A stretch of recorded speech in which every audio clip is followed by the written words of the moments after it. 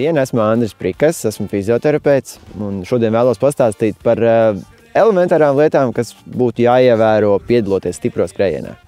Iepriekšējā dienā būtu svarīgi laicīgi paēst.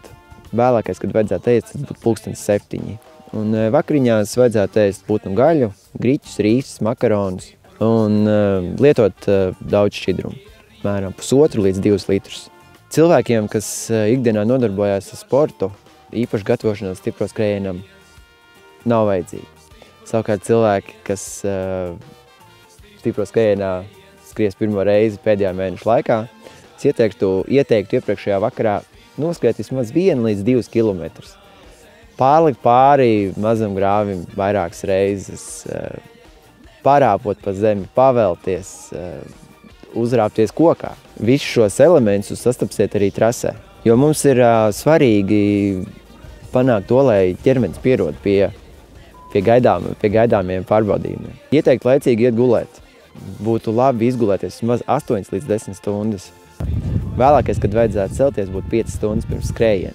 Paēst pēdējo ēdienu reizi veikt 4 stundas pirms starta. Un brokastīs būtu labi ēst pilngraudu putras, dārzeņus, augļus, svaigas spiestas augļu sulas. Ja jūs ēdīsiet desmaizītes, siermaizītes, tad radīsies smaguma sajūta un šīs enerģijas rezervas ātri pazudīs. Lai samazinātu traumu risku, lielā mērā samazinātu traumu risku, ir ļoti svarīga iesildīšanās. Šis iesildīšanās process sastāv no 2 daļām. Tas ir viegls aerobas slodzes skrējiens 5 līdz 10 minūšu garumā.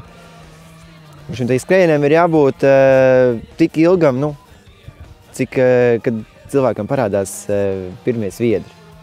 Un, kad mēs esam panākuši šādu stadiju, tad mēs varam pāriet pie otrās daļas, kas ir muskuļu stiepšana, iesildīšanās.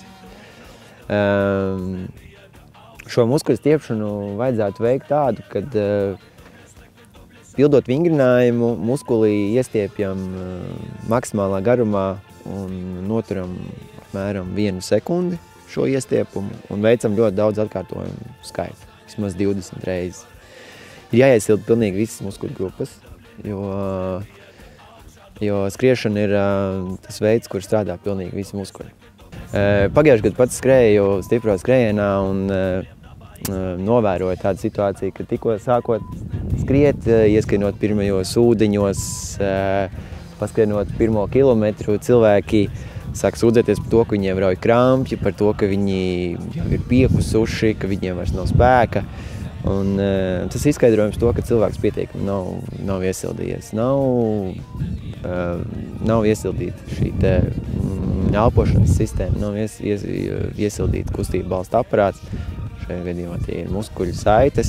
Un tas ir par iemeslu šiem simptomiem. Tāpēc uzsver vēlreiz, ka ļoti svarīgi ir iesildīties, lai skrējiens būtu komfortabls, lai jūs justos ērti. Pēc skrējiena rodās vēlme apsēsties, apgulties un neko nedarīt, bet tas īsti nav pareizi. Būtu svarīgi pēc finišēšanas vēl mazliet paskriet. Un pēc šīs mazās paskriešanas vēl uztaisīt tā saucamo stretčingu. Tas nozīmē to, ka uztaisīt galvenajām muskuļu grupām, tas būtu kājām, vēderam, viduklim, stiepšanās vingrinājums, kur muskuļi tiek iestiepti maksimālā garumā vismaz 20 sekundes. Atceramies, ka stipro skrējiens ir skrējiens par godu mūsu valsts svētkiem. Tāpēc aicināšu visus dalībniekus skriet savu spēju robežās, izbaudīt skrējienu un veiksmīgi finišēt, lai gūtu gandarījumu sajūtu.